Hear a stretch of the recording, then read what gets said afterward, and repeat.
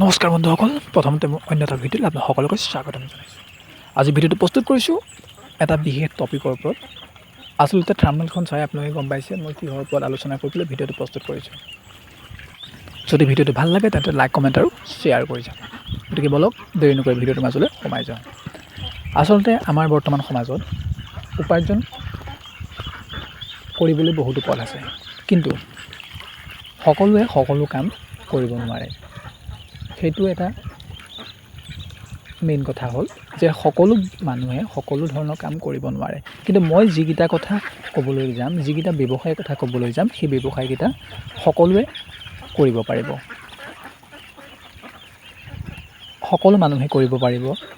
এগৰাকী গৃহিণীয়ে কৰিব পাৰিব, লগতে এজন ব্যক্তিও কৰিব পাৰিব। মতা মানুহ, মাইকী মানুহ সকলোৱে কৰিব পাৰিব। মই যিটো ব্যৱসায়ৰ কথা আলোচনা কৰিম সেই ব্যৱসায়টো সকলোৱে কৰিব পাৰিব।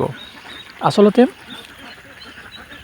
কম টকা ব্যয় কৰি, কম টকা ব্যৱহাৰ কৰি এটা ভাল উপাৰ্জন কৰিব পৰা ব্যৱসায়টোৱে হৈছে ফাৰ্মিং পদ্ধতি। ফাৰ্মিং পদ্ধতিত যদি আপুনি ভালদৰে সোমাই যায়, তেতিয়াহ'লে আপুনি কম টকা ইনভেষ্ট কৰি এটা ভাল মুনাফা লাভ কৰিবলৈ আপুনি সক্ষম হ'ব পাৰিব, যদিহে আপুনি সেই কামটোত ভালদৰে গুৰুত্ব দিয়ে।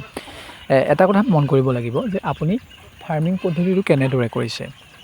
যদি আপুনি ফাৰ্মিং পদ্ধতিটো ভালদৰে কৰিব বিচাৰে, তেতিয়াহ'লে আপুনি বিভিন্ন ধৰণৰ ফাৰ্মিং কৰিব পাৰে, যেনে হাঁহ পালন, লগতে মুৰ্গী পালন আৰু গাহৰি পালন। বিভিন্ন ধৰণৰ ফাৰ্মিং পদ্ধতিৰে আপুনি কৰিব পাৰে। মই ইয়াত আলোচনা কৰিম দুটা বস্তুৰ ওপৰত। এটা হৈছে হাঁহ আৰু এটা হৈছে মুৰ্গী বা লোকেল কুকুৰা। এই দুটা পালন কৰি আপুনি কেনেদৰে স্বাৱলম্বী হ'ব তাৰ বিষয়ে মই আলোচনা কৰিম। আপুনি যদি এটা কথা চাব, যদি আপুনি 50টা হাঁহ আনে, তেতিয়াহ'লে আপুনি 2 মাহত বিক্ৰী কৰিব পাৰিব। যদি ভালদৰে আপুনি তাক প্ৰতিপালন কৰে, তেতিয়াহ'লে আপুনি 2 মাহত বিক্ৰী কৰিব পাৰিব। সেই 50টা হাঁহত আপুনি প্ৰায় 10,000 বা 9,000 টকা আপুনি লাভ পাব বা মুনাফা লাভ কৰিবলৈ সক্ষম হ'ব। 50টা হাঁহ পুহি যদি আপুনি 2 মাহত 9,000 টকাও লাভ কৰে, তেতিয়াহ'লে আপুনি এটা হিচাপ কৰি চাব পাৰে যে 200 হাঁহ বা 300 হাঁহত 2 মাহত কিমান মুনাফা লাভ কৰিব পাৰিব। গতিকে তেনেকৈ যদি আপুনি অংকটো উলিয়াই এটা ভাল মুনাফা লাভ কৰিবলৈ সক্ষম হ'ব, যদি 200 বা 300 হাঁহ আপুনি 2 মাহৰ বাবে পোহে। গতিকে তেনেদৰে আপুনি হাঁহ পালন কৰিব পাৰে। হাঁহ পালন কৰি যদি 2 মাহত আপুনি 200 হাঁহ বিক্ৰী কৰিব পাৰে, তেতিয়াহ'লে আপুনি এটা ভাল অংকৰ পইচা আপুনি চুবলৈ পাব। তেনেদৰে আপুনি হাঁহৰ ফাৰ্ম কৰিব পাৰিব। লগতে কুকুৰা পালন আপুনি কুকুৰা পোৱালি কিনি আনি যদি পোহে, তেতিয়াও আপুনি মাংসৰ বাবে পুহিবলৈ হ'লে, মাংসৰ বাবে উপযোগী কৰি পুহিবলৈ হ'লে আপুনি 3 মাহ বা 2 মাহত বিক্ৰী কৰিবলৈ ৰেডি কৰিব পাৰিব লাগিব। যদি 2 মাহ বা 3 মাহৰ ভিতৰত আপুনি কুকুৰা 800 গ্ৰাম বা 1 কেজি কৰিব পাৰে, তেতিয়াহ'লে আপুনি এটা ভাল লাভ তাৰ পৰা অৰ্জন কৰিবলৈ সক্ষম হ'ব, যদিহে 3 মাহৰ ভিতৰত আপুনি বেচিবৰ বাবে উপযোগী কৰিবলৈ সক্ষম হয়। মানে যদি আপুনি ভালদৰে লাগি থাকে, তেতিয়াহ'লে আপুনি অতি কম দিনৰ ভিতৰতে বা 3 মাহৰ ভিতৰতে আপুনি লোকেল কুকুৰাও 1 কেজি ৱেইট বা 1 কেজি 100-200 ৱেইট কৰিব পাৰিব। তাৰ উপৰিও যদি আপুনি কণী উৎপাদন কৰিবৰ বাবেও আপুনি কুকুৰা পুহিব পাৰে। আচলতে কুকুৰা পালন 2 ধৰণে কৰিব পাৰে। এটা হৈছে মাংসৰ উপযোগী কৰি বেচা আৰু এটা হৈছে কণী উৎপাদন কৰিবলৈ পোহা। যদি আপুনি কণী উৎপাদন কৰিবলৈ পোহে, তেতিয়াহ'লে আপুনি একেবাৰে কম বাজেটত আপুনি এখন কুকুৰা ফাৰ্ম গঢ়ি তুলিব পাৰিব।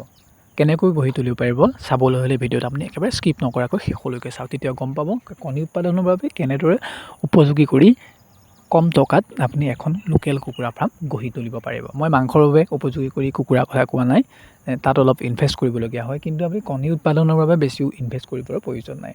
যদি আপুনি 100 কুকুৰা, আপোনাৰ এটা আইডিয়া থাকিব লাগিব যে মোৰ ফাৰ্মখনত 100 কণী পৰা কুকুৰা মই কৰিম, তেতিয়াহ'লে আপুনি ওচৰে পাঁজৰে থকা 10-12জনী কুকুৰা কিনি আনিব পাৰে। 10-12জনী কুকুৰা কিনি আনি লগত এটা মতা কুকুৰা কিনি আনিলে, সেই কুকুৰাকেইজনীয়ে সেই 10জনী কুকুৰাই আপোনাৰ 100টা পোৱালি উলিয়াব। সেই 10জনী কুকুৰা যেতিয়া কণী পাৰিব, সেই কণী পাৰি তাহাঁতি উমনি ল'ব। প্ৰতিজনীয়ে 10টাকৈ উলিয়ালেও 10জনীয়ে 100টা পোৱালি ওলাব। সেই 100টা পোৱালি যেতিয়া ডাঙৰ হ'ব, তাৰে 80টা পোৱালি হ'লেও মাইকী হ'ব। সেই সকলো মাইকী পোৱালিক, সেই 80টা মাইকী পোৱালিক যদি আপুনি ৰাখি দিয়ে, তেতিয়াহ'লে সেই কুকুৰাখিনিও ডাঙৰ হৈ কণী পাৰিব আৰু সেই কুকুৰাখিনিও উমনি ল'ব। তেনেকৈ আপোনাৰ কুকুৰা ফাৰ্মখন ডাঙৰ হৈ যাব। গতিকে যদি ভিডিঅ'টো ভাল লাগিলে তেন্তে লাইক, কমেণ্ট আৰু শ্বেয়াৰ কৰি যাব। যদি মোৰ চেনেললৈ কোনোবা নতুনকৈ আহিছে, তেন্তে চেনেলটো ছাবস্ক্ৰাইব কৰি থৈ যাব, যাতে এনেকুৱা বিভিন্ন ধৰণৰ টিপছ আপোনালোকে সহজে লাভ কৰিব পাৰে আৰু চাব পাৰে।